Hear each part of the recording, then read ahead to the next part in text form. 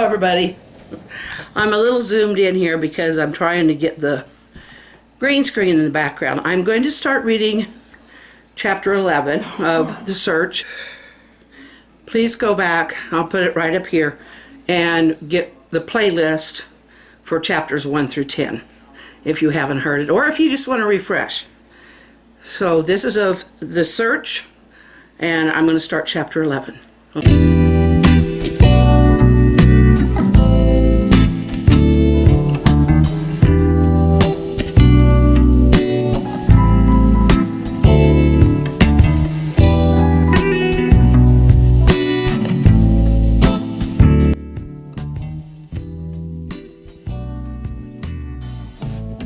Chapter 11, Dark Canyon.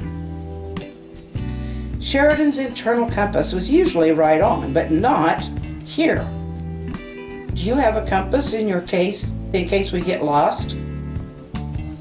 She asked Shepard. A compass would not work here. We don't need one. I know exactly where we are going all the time, Shepard answered. Diggory looked at her, twirling his finger around his ear, behind Shepard's back. Why? You question my ability to stay on the right path, Diggory? Why won't a compass work here? What makes you so confident you won't get us lost? Shepard turned and looked at Diggory, then reached down and picked up a rock. Pulling a needle from his pocket, Shepard laid it in his palm. He held the needle a small distance from the rock, and the needle immediately followed the piece of rock wherever he moved it. I should say he laid the needle flat in his hand and faced the rock. This is why, friend, there is a lot of magnetite from around here. Shepard smiled, putting the stone in his pocket with the needle. Thus my magnetic quality. He dramatically feigned charm by flourishing his hand and arm in a fluttering motion as he bowed at the waist. Sheridan couldn't help smiling at Shepard's whimsy. Well, it seems this place just bends to your magnetism as you want it to, considering the way the people of Hidden flock to you. Lead on, Shepard. Diggory's mocking tone dripped with distrust. Shepard smiled again at his companions, turned and continued to walk without saying anything more. They walked through the same meadow as the previous day. Sheridan took in the contour of the land and the layout of the landscape. The land was mostly flat, with plush bluegrass. The fruit and nut trees seemed to circle around it.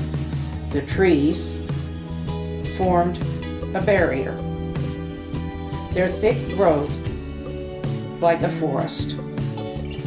The meadow was clear of trees except for a few near the center that seemed to form a canopy.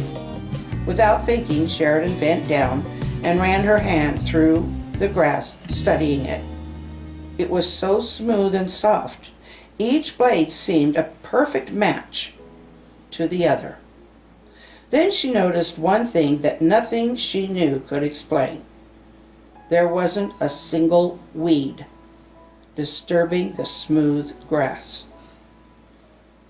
Sheridan thought it was an impossible scene, considering the obvious design that put trees and plants together. It seemed that no matter how often she visited the meadow, she would never feel any less amazed by it. It finally dawned on her that this meadow and Shepard were the suppliers to Hidden. What the meadow didn't provide, Shepard must, such as the sheep he'd brought with him when he arrived at the inn. Shepard and Diggory stood silently by and said nothing as she analyzed her surroundings.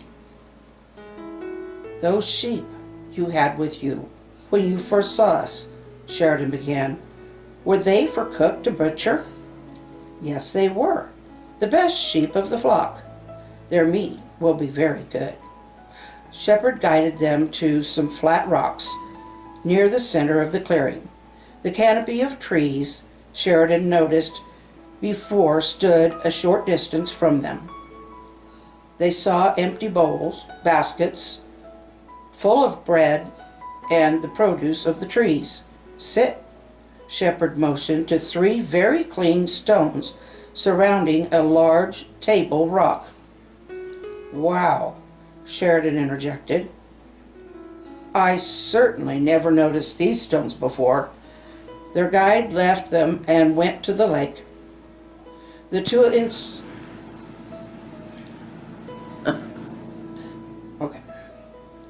He left them and went to the lake. The 2 incidental companions watched Shepherd dip his hands in 3 times. With each dip he pulled out a large salmon.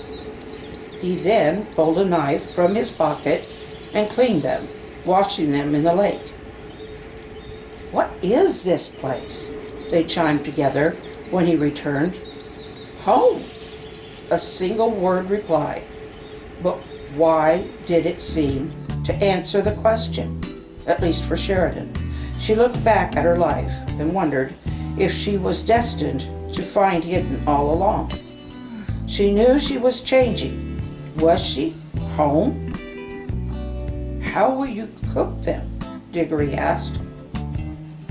This time, his voice sounded curious. You see the rock in the middle? The sun is directly on that rock. Feel the heat coming from it, but don't touch it. Shepherd waited for them to hold their hands over the rock. Sheridan and Diggory looked at each other astonished. Shepherd wrapped each fish in a large leaf, along with herbs, figs, and dates from the meadow, and laid them on the rock. They could hear the fish cooking inside the leaves. Sheridan's stomach growled as the smell of the cooking salmon filled the air. She giggled, and then Diggory's stomach growled as if answering hers. The 3 laughed. After their meal, they lounged in the grass under the canopy of trees. Sheridan didn't remember falling asleep.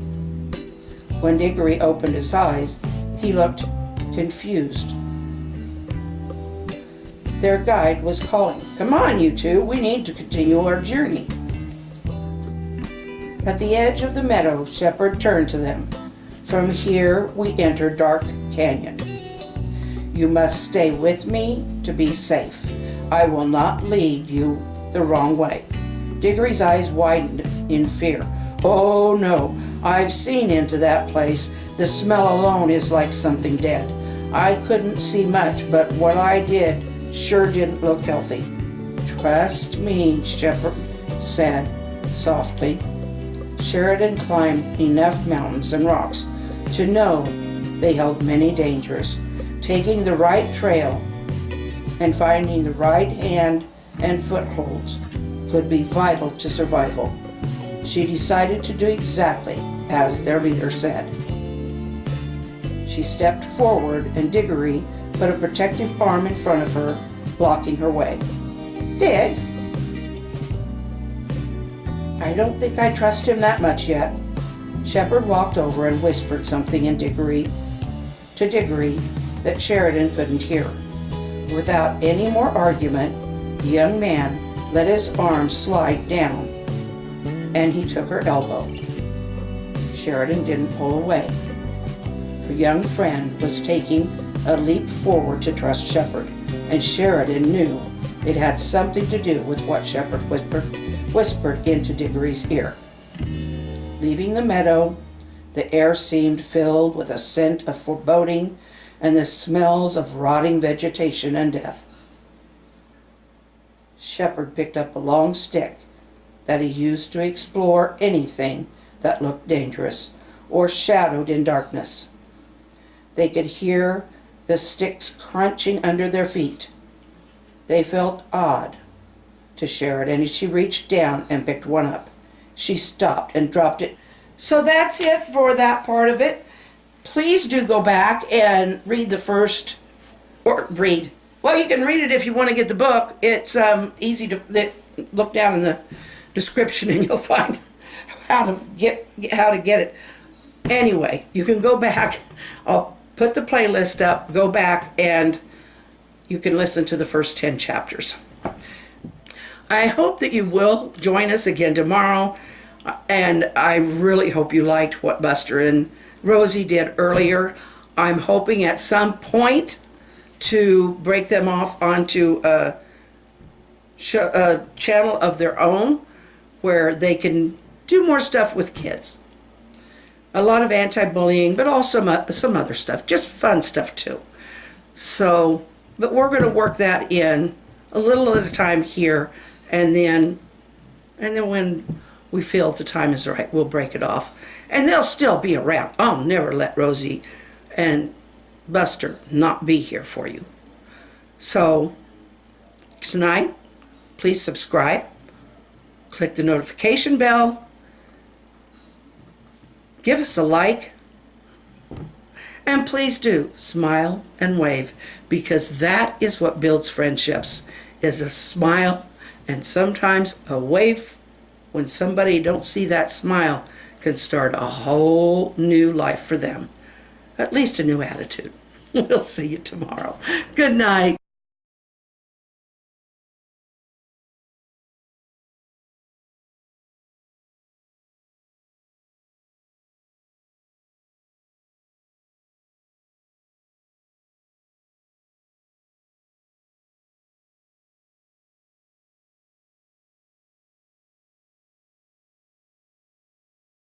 So, I hope that you will be with us tomorrow. I hope you enjoyed